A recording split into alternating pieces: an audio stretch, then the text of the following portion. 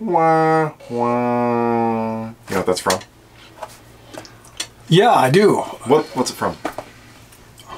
The Good, the Bad, and the Ugly. The Good, the Bad, and the Ugly. Good and bad? That's what we're going to be talking about today, because today we're talking about alignment in Dungeons & Dragons. Isn't that right? Yeah. Woo! Start.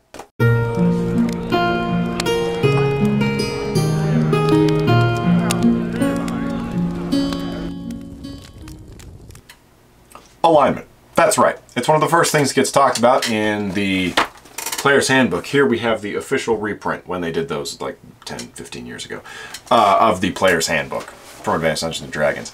The alignment is basically what determines how your character behaves, right? We have 9 that we go through. We have Lawful Good, we have Neutral Good, we have Chaotic Good, we have Lawful Neutral, Neutral, Neutral, True Neutral, and Chaotic Neutral. We have Lawful Evil, Neutral Evil, and Chaotic Evil. Now you determine which of those alignments you are when you first create a character. That determines how your character is going to behave in whatever circumstances, situations they find themselves in. Not only your character has an alignment, but in Advanced Dungeons & Dragons, first edition, as I'm pretty sure is true in all editions of Dungeons & Dragons, every being in the universe has an alignment. Whatever their alignment is, that's how they behave. And basically what we want to do today is go through kind of what the book says about alignment, and then compare that to how we actually functionally use alignment in our world. Yeah. So to begin with, we're just going to kind of read a little bit about each one of these. This might be a little bit bookish, but here we go anyway. Page 33, Advanced Dungeons & Dragons Player's Handbook. Player's Handbook. So, to begin with, they start with Chaotic Evil. The major precepts of this alignment are freedom, randomness, and woe. Laws and order, kindness, and good deeds are disdained. Life has no value. These guys are just really, really bad. If you're thinking horrible things that just want to kill everything. Psychopaths. Psychopaths, that's Chaotic Evil. Functionally in the world, demons are, according to the actual lore of AD&D, they're Chaotic Evil. A lot of them are. A lot of them are, yeah. We have Chaotic Good. While creatures of this alignment view freedom and the randomness of action as ultimate truths, they likewise place value on life and the welfare of each individual. Respect for individualism is also great. By promoting the gods of Chaotic Good, characters of this alignment seek to spread their values throughout the world. So, with that, we're thinking like, you know, in Night Before Christmas, when he goes in and the night of Christmas present is there and he's ho ho ho ho ho. I always compare that guy to being Chaotic Good. You know what I'm talking about? I have no clue what you're talking about here. Well, ignore that then. But Chaotic Good, they're still inherently good and they like things to be alive. They don't want to kill things. So the Charles Dickens... The Charles Dickens Night Before Christmas. That's not Night Before. It's not Night Before Christmas. What is it? Hold on.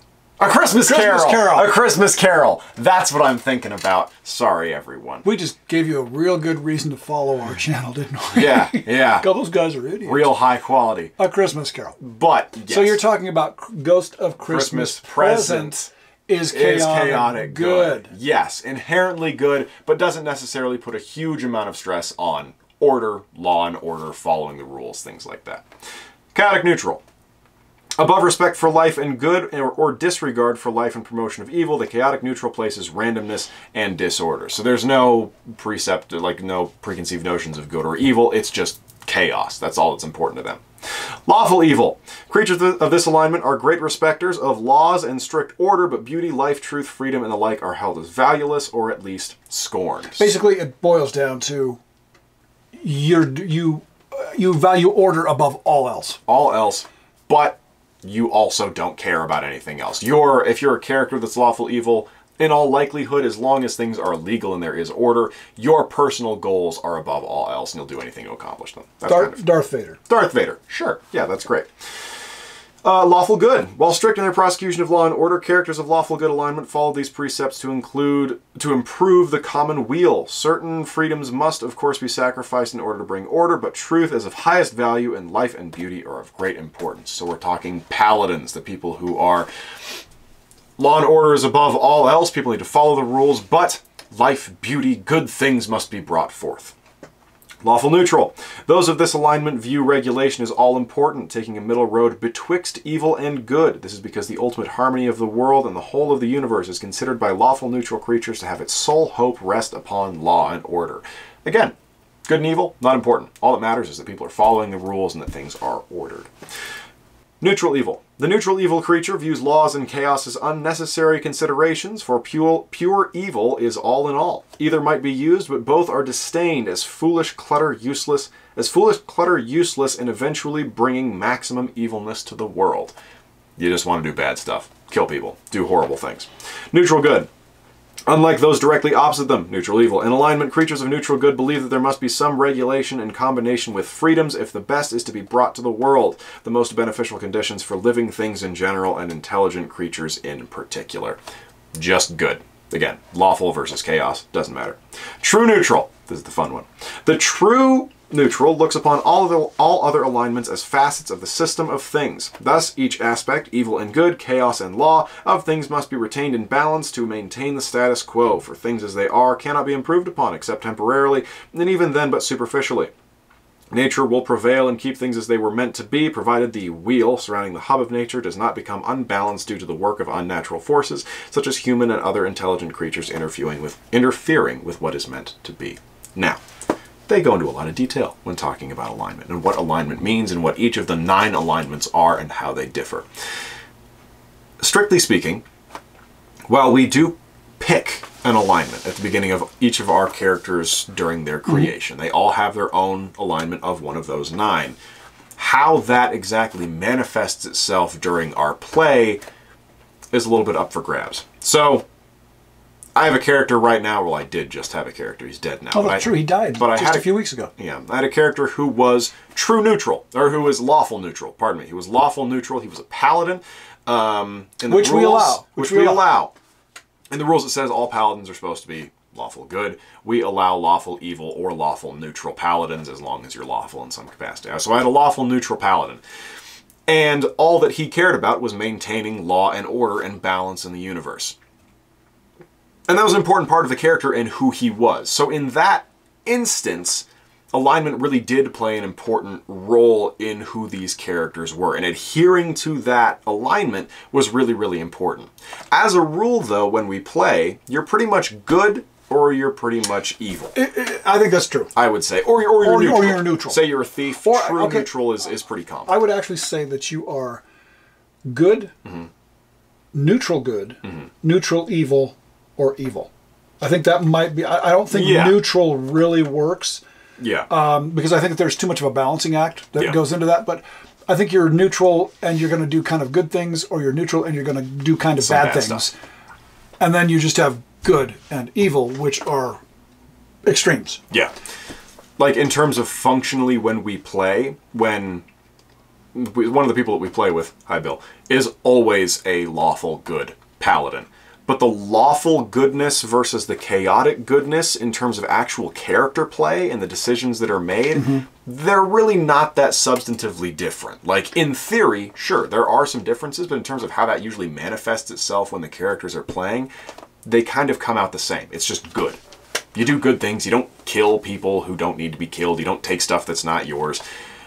And law and order are important, but the chaos versus law in terms of our actual gameplay, that never really manifests itself. It really doesn't. It doesn't, and we've talked about this before. I think we talked about this on a podcast, maybe. On a podcast, yeah. One of the things that we've come up against, and I came up against this long before Alexander started playing, was the perception of law and lawful good tendencies versus lawful evil, because depending on how extreme the lawful good character ends up becoming, based on your perception, you're looking at that paladin who is, I am lawful good. Here are the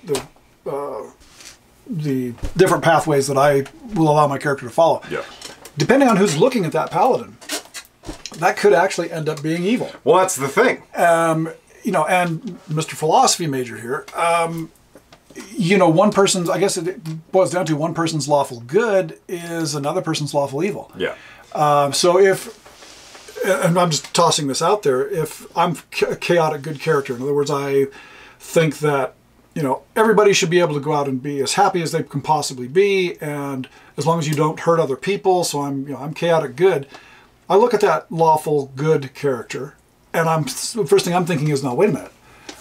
there's shades of evil in this guy because he's trying to tell me what to do with my freedom. Yeah.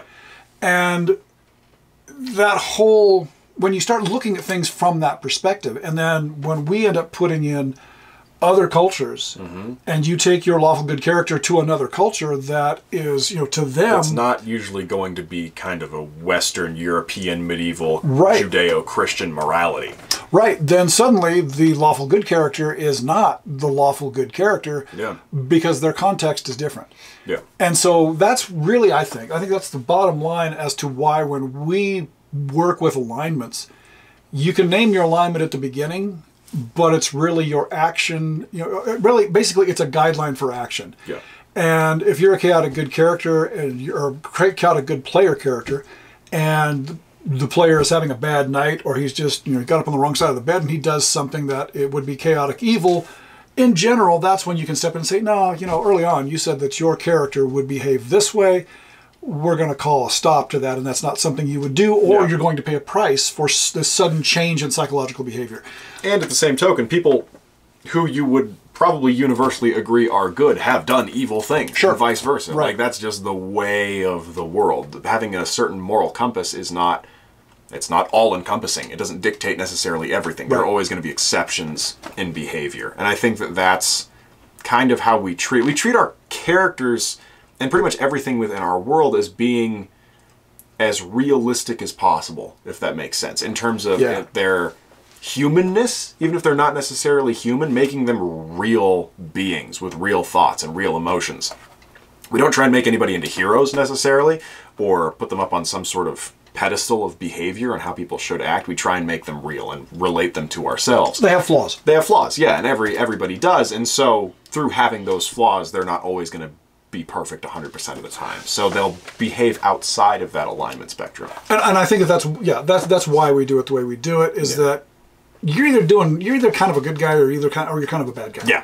And or you're somewhere in the middle and you kind of ignore everything. right, but I think that's the easiest way to do it, because to expect someone to act chaotic, I'm chaotic good. Okay, you need to act chaotic. Well, so you'll never follow laws. everybody has a different That doesn't everybody make sense. right. If you're in a city, you have to. And everybody has a different perspective on what acting chaotically means and what acting lawfully means. And it's just really, when you open it, it's a can of worms that you can't get back in. Yeah. We've just tossed most of it out and said, you know, you're either good or you're bad. And And in general, you really are a stickler for laws, or you're not. or you're not really that much of a stickler. But you can follow laws if you want to, or you can be a little bit off the cuff and crazy sometimes if you do normally follow the laws. It's okay. Yeah. And it really just kind of does depend on the circumstance. Like, we do use these as a loose guide. We're just not that strict about it. But and the one place that ends up causing a problem, though, is there are some things that are just, you know, in the AD&D system that are directly tied to Yes. alignment. Orbs of Might, for example. All of the stuff of Might. Holy Avengers. Yep. You know, there are a lot of things that, you know, will, or, you know, something that you cast a spell and it will do things if you're good, or if you're evil, it will do things a certain way.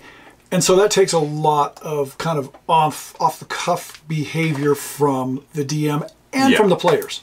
To say, well, I don't think that this would actually work this way. It would probably be more like this.